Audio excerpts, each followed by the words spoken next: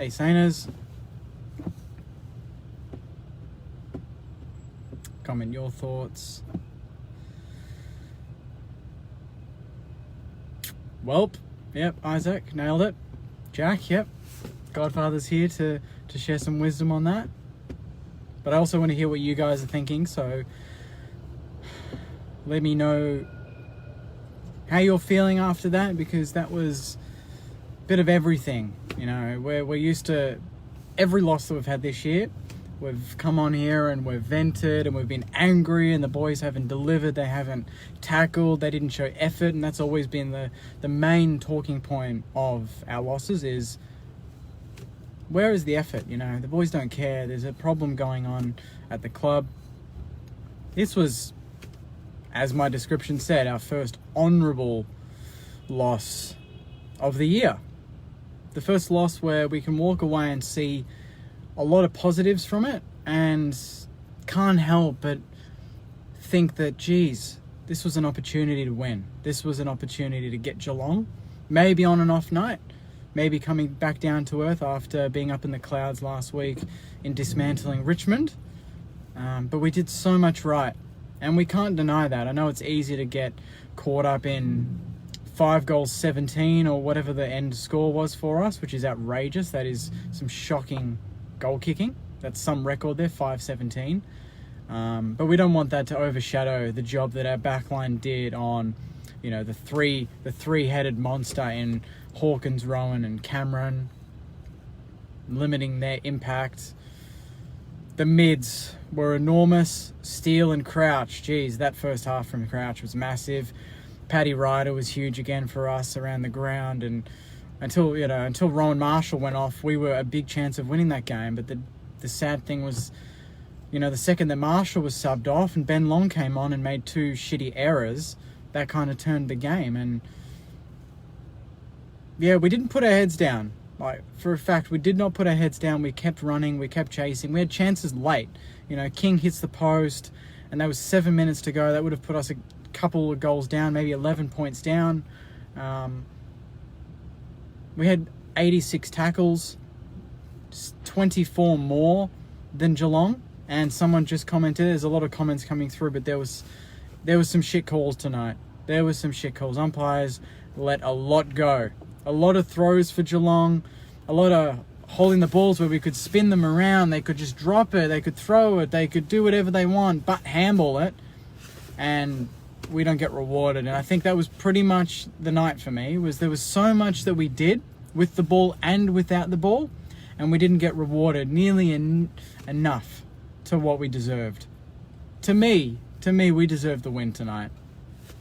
But bad kicking is bad football. That is what every expert will say. St Kilda should have won that game, but bad kicking is bad football, and you can't argue with that. 5 goals 17, and all Geelong did pretty much for the entire game was play a good 5 minutes at the start of the fourth quarter, kick 3 goals straight, bang, bang, bang, and that was pretty much the gap for the rest of the game, was that 3 goals.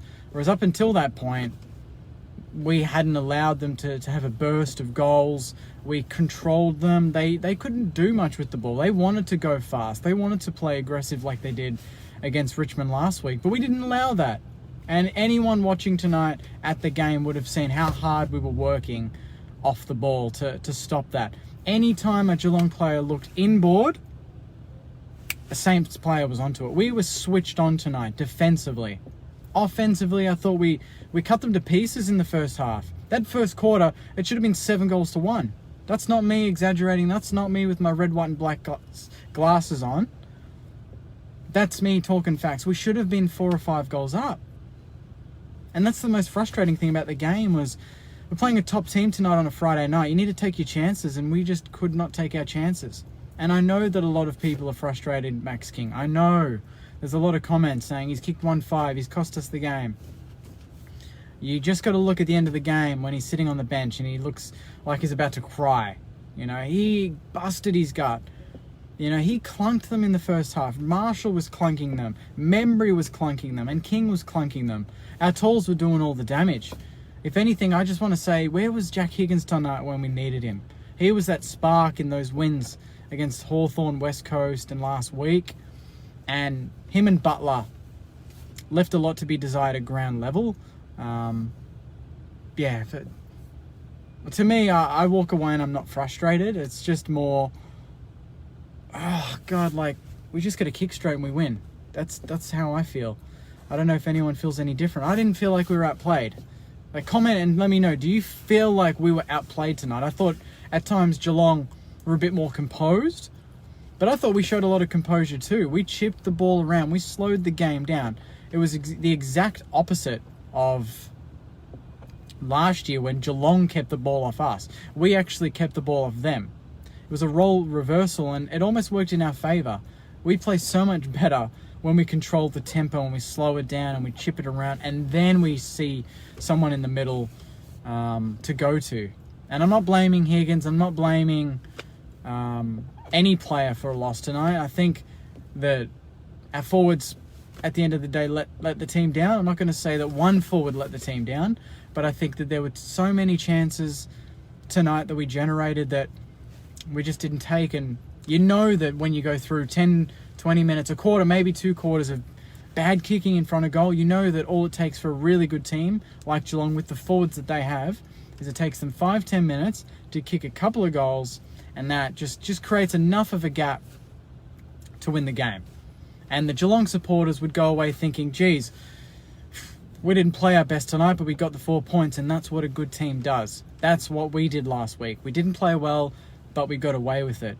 And you can do that against Gold Coast. You probably can't play badly and get away with winning against a team like Geelong, because at some point in the game, they're going to have the ball, they're going to be able to control it and play the way they want to play. But I thought for 3.5 quarters of the game, we played it on our terms. And the only thing lacking in our game tonight was execution in front of goal. That is really it. I thought that the way we used the ball was great. I thought that our mids worked their asses off. We cannot question the endeavour and the pressure that our boys put on. The crowd was so up and about. Bytel slamming cats into the turf. Love that. Burns spinning out of trouble a couple of times. Steele doing Steele shit. Crouch doing Crouch shit. Ross coming in and playing tough. Paddy and Marshall throwing their bodies around to the point where Marshall couldn't finish the game. Dukes handling the back line. Frawley getting through unscathed. Now, there was a lot to like about it. I thought Highmore looked all right. The only negative I can see from this game is our goal kicking and Ben Long coming on and just not... You know, it's hard when you come on in the third quarter and the game's just already up and running and you're trying to catch up to the pace. So I can understand why he's still a bit shaken by that. But that's a couple of times in a row where he's come on as the sub and almost cost us goals instantly from being on the ground. So I don't know if he plays next week, but that was probably my only 2 negatives of the game. And I just saw a comment, someone saying, Jake, we were weak as piss, admit it.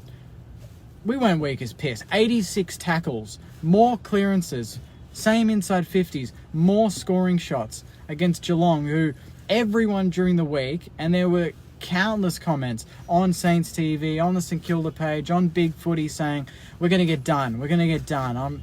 I'm just having dreams of Hawkins kicking 20. We're going to lose by 200. Game over before it even starts. And the same people now will be thinking, geez, we should have won that game.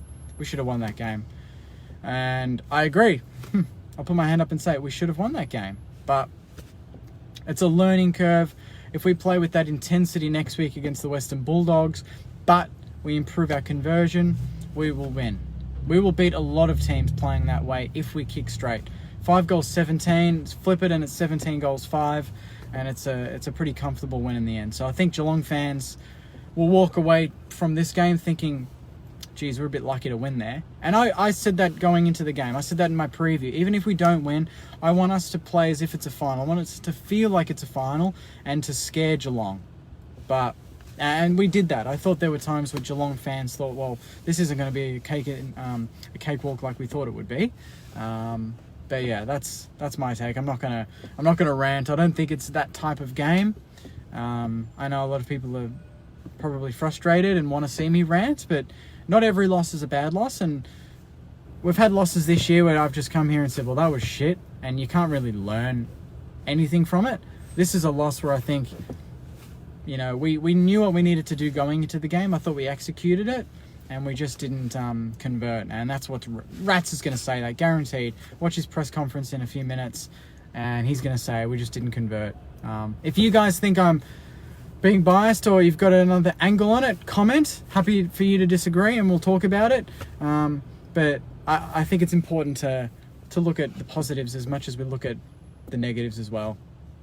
Let's go through some of the comments. I'll scroll all the way to the top, and we'll answer them.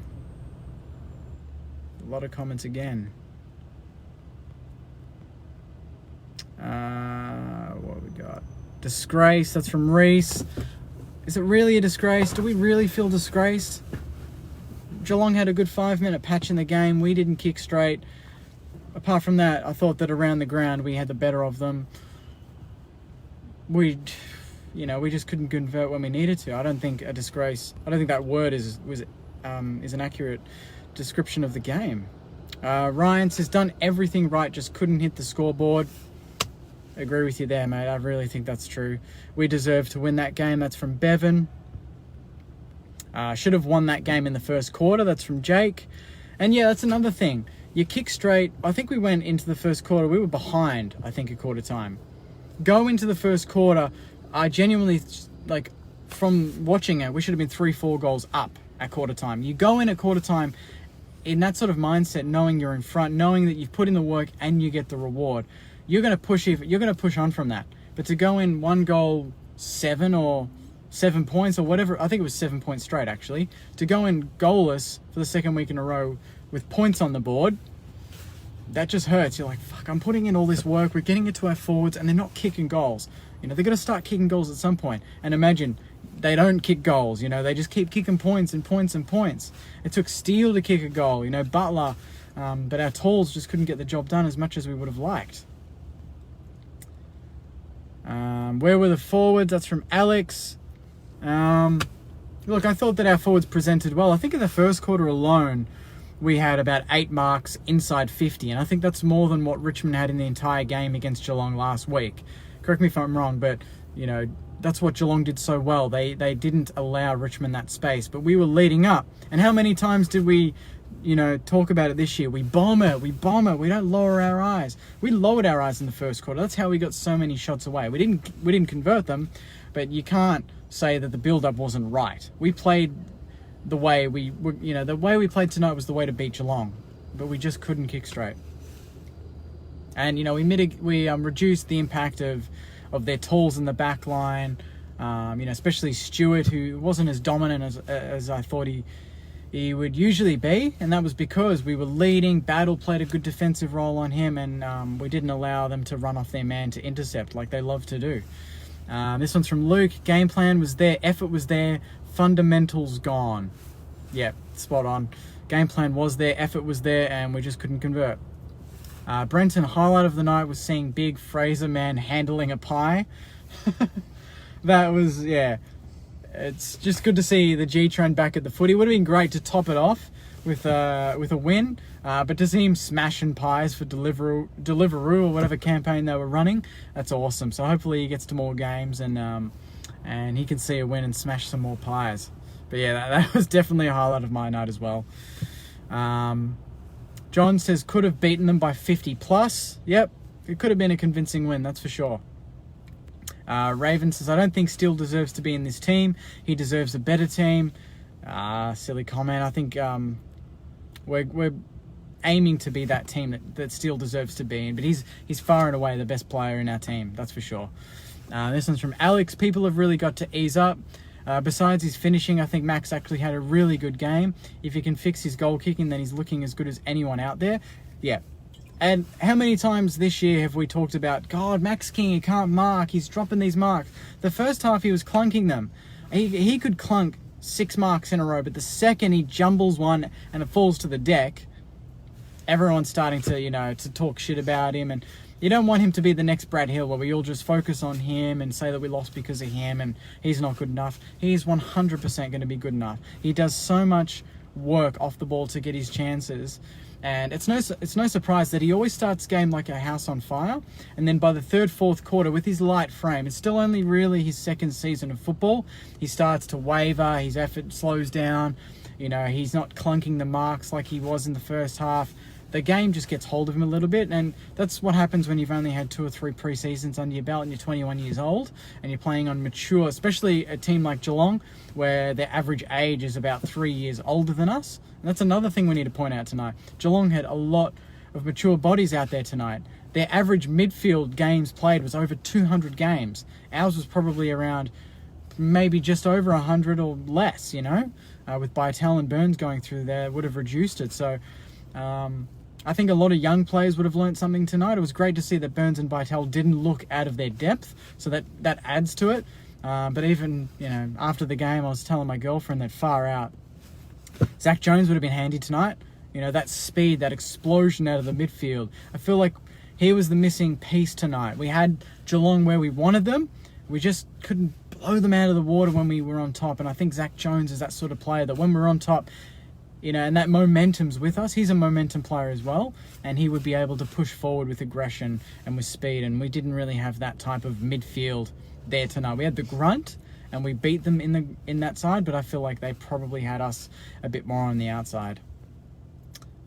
Joel says we played really well up until we got in front of by a goal, and that hurt more than anything. I don't think we slowed down when we got in front, but I think when Geelong got a bit of a run on in that early stages of the fourth quarter, it was going to be hard from that point. Jai says King is in his own head. Crouch was amazing and really sucked seeing Marshall out. Burns was an absolute star. I rate the kid. Yeah, Burns and Bytel, another week where both of them, you know, should be part of the highlights reel. They did some nice things tonight.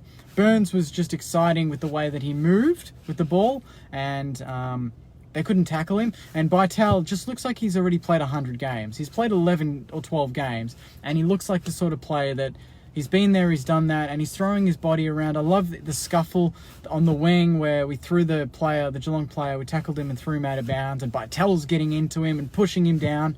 You love that sort of aggression, you know. We're not generally known as an aggressive team, but it's great to see such a young player doing that after only playing 10 or 11 games of AFL footy.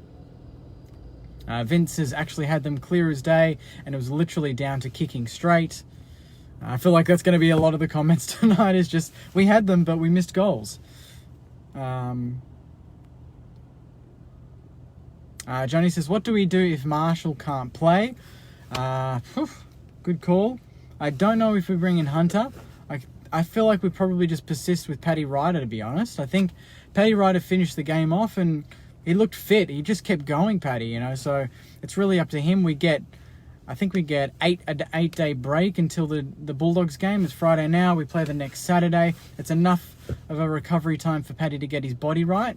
Bulldogs might just be playing with Tim English, so it might be a one-on-one battle there. And if they do that, I feel like, you know, we could back Ryder to go the full game there, and you know, we might even throw in a Max King or someone into the ruck if we have to. But I think Paddy is looking fit and probably put his hand up to play a full game.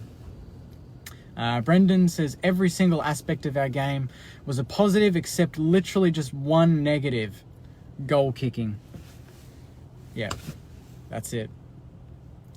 Sam says, don't pile into the kid. He's only young. Rio had his blemishes too. Yep, exactly right. He's only, less than 30 games into a career, and he's already having 6 shots on goal. Not many big forwards do that in their second season of footy, that's for sure. So, yeah, it'll turn around for Max. It'll turn around. We're not going to put him to Sandy. What's he going to achieve there? Putting him in the VFL is not magically going to help him kick straight. You know, you put someone in VFL if they're not putting in and their effort's not good enough. He had probably 6 or 7 contested marks tonight. He's had over 7 shots on goal against one of the tightest defences in the competition in Geelong, if not the tightest defence in the competition. So the fact that he's doing that against that team is scary. It's just really frustrating because we want him to be, Nick Riewoldt 2.0 already. But the fact is, he's only 28 games into a career, and he's going to have his ups and downs, but at some point it's going to click, and it's going to be beautiful when it does. David says, do we go to the umpires and complain about the non-decisions? Well, it's not going to achieve anything. They're just going to come out and say, yeah, we got a few wrong, but also, we got a few right for you as well that weren't there. So it evens out over time. It was really frustrating to see the amount of tackles we were laying, and Geelong players were just throwing it, just getting rid of it, whatever, not handballing at all, and the umpires just doing the bullshit, play on. And, I was losing it at the time. Now when I think about it, it's like, every game it's like that, and you expect that against Geelong. Geelong always get the rub of the green against us. It's not a surprise, really, so there's no point really putting any energy and focus into it because it's just going to happen every time. Nick says, we got everything we asked for, and then they forget to bring their kicking boots. This is Saints footy. We will never win this thing back where we were 2 years ago. Nah. 2 years ago, under Richo, people were commenting, quarter time, half time, three-quarter time, full time, saying, this is Richo football. Pressure, but we didn't kick straight.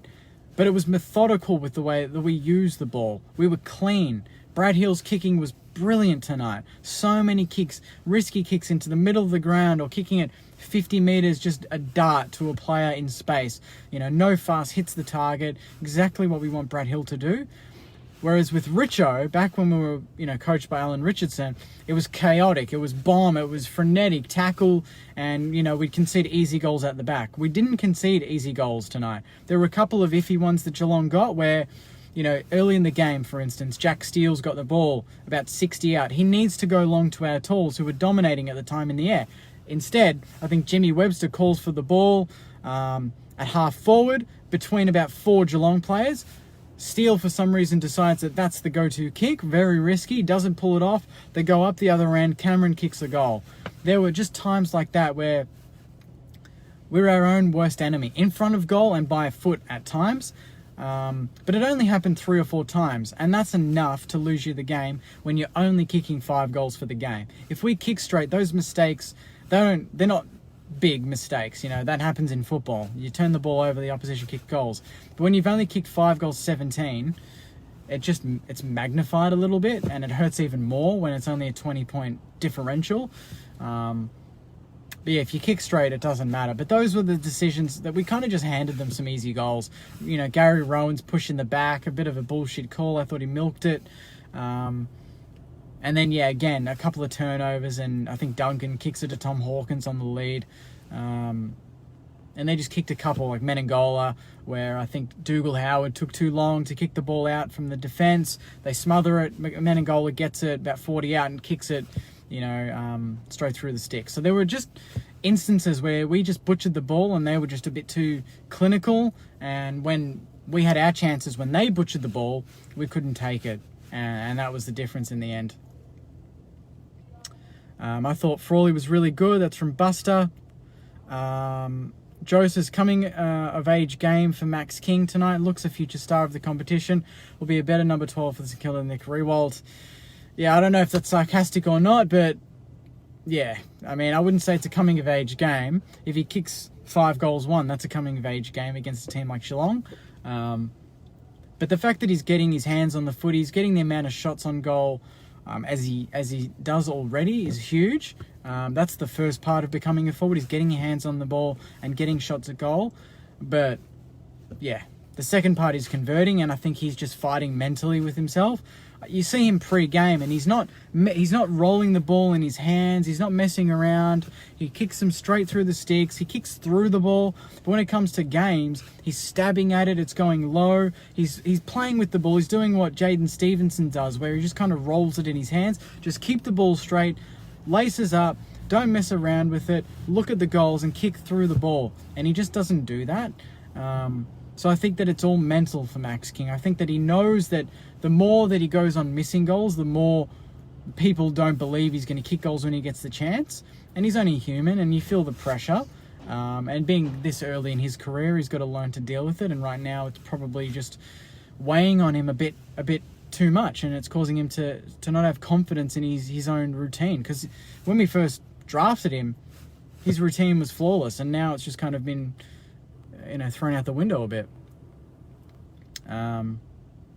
Claire says, I'm relieved it wasn't a blowout. Yeah, I think a lot of Saints fans were going into this game a bit pessimistic, and that was a frustration of mine going into the week, because I'm always half glass full, and deep into the fourth quarter, I was still thinking half glass full. If we kick a couple of quick goals, we can scare Geelong. And all game, we were there. It was there to be taken, and we just couldn't grab it when it counted. This one's from Jai. Sinclair going hard at the ball. Really love the way he plays. He went so hard that he cut his bloody cheek open. I'm not sure exactly how he cut his cheek open, but it was such a deep cut, blood everywhere. But you love seeing that, especially from a player like Sinclair, who's the outside classy sort of clean player, the winger. To see a player like him getting on the inside and throwing his body around is massive, and that sets the standard for the rest of the team, that whether you're an inside player or an outside player, you go in hard and you put your body on the line for the jumper. And he did that, and he had a good game tonight. Losing Marshall hurts us. That's from Dean. Yep. But the fact that we've got Paddy back is massive. So luckily, we've got one of the two Twin Towers there in the ruck for us. Andrew says, kick straight, don't blame the umpires. I'm not exactly sure who's blaming the umpires here, Andrew. I'm just saying that the umpires had some shit calls. I didn't say they cost us the game. I've said explicitly that goal kicking has cost us the game. So, I don't know if you're responding to me or to other people in the thread, but I don't think any of us are really blaming the umpires for the loss. It hurts when you lay 10 tackles in a row and Geelong get away with throwing the ball, and then they go down the other end and kick a goal in a close game. That hurts. But what hurts more is kicking 0 goals 7 in the first quarter. That's what really cost you the game. Jimmy Webster all-time great. He had a good game tonight. The J Webb in his 100th, and Kel Wilkie again in his 50th. Huge game. I thought it was just a good game all around from our defence, to be honest. They could hold their heads high. They played Cameron well. They played Hawkins well. Rowan well. They're a classy trio, those three, and it was good to see that we pushed Cameron. The only time where really Cameron could get the ball was 70 out. The fact that he needed to lead up the ground to get the ball, that's a credit to our defence, because last week he didn't have to do that. He was getting the ball 20 out and kicking bags. But tonight he really needed to work for his football, and that's a credit to our defence, forcing him to get on his bike to get his hands on the footy. Saints are such a hard team to support. That's from Ben.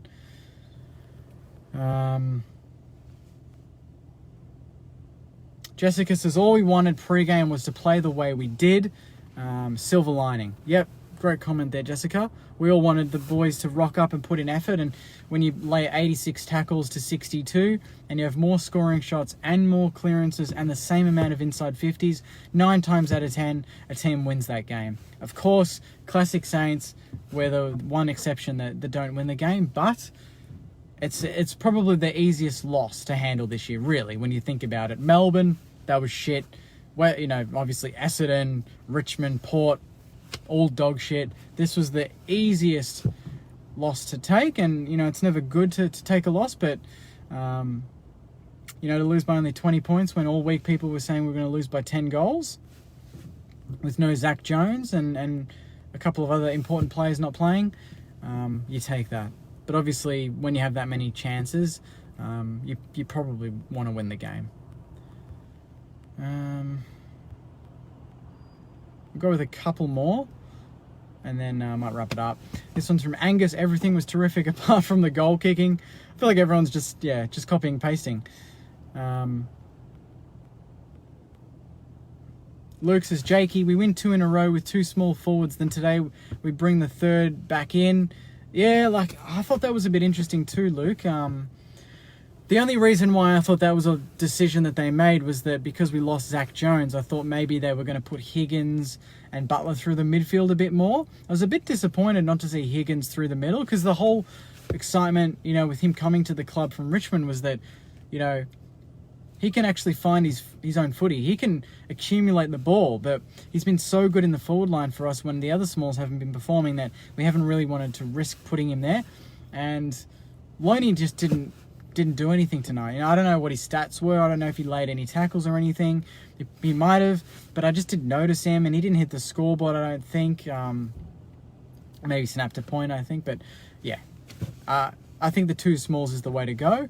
I'm not sure why we thought the 3 would work, especially with a defence like Geelong, where I think if anything we needed to prioritise being a bit taller, because they love to intercept mark and we isolated them really well in the first half with Marshall, King and Member, and they were taking marks on them as good as they have all season. You know, they were clunking them from everywhere. So I don't know why we brought in Loney, but that's something that Rats is probably going to have to answer to.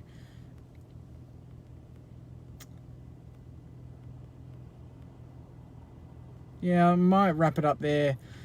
Guys, Tony says the better team lost. Be interested to see what the experts say, because I know that they all have a bit of a hard-on for Geelong. But I hope a few come out and say, you know, Saints probably deserved to win that game. It was just bad kicking.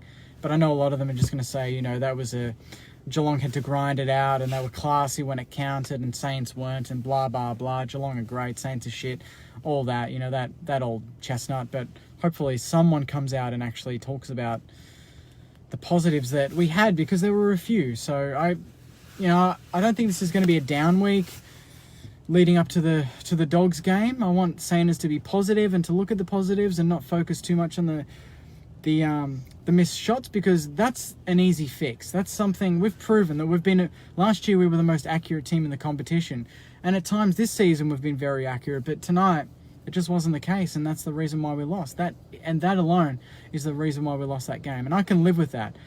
I can't live with losses where, you know, one player, Jack Steele, has had 30 and the next player's had 10 disposals and we get done by 10 goals to a team that's in the bottom 4. I can't live with that.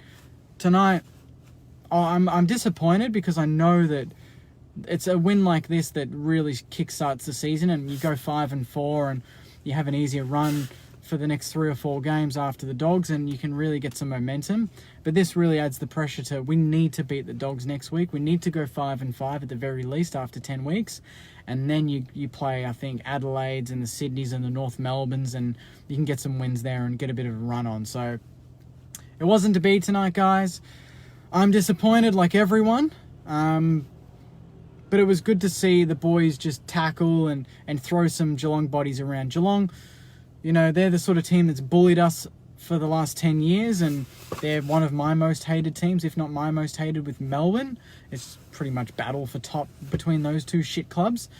But it was good to see our boys throw their bodies around and really test Geelong, and they deserved better tonight. You know, they deserved better. They really worked their asses off, and they needed the reward to tick the box and to say, yep, you got what you deserved. But tonight they didn't, and hopefully they know that the method is there, the tactics were there, the structure was there, and the personnel was there.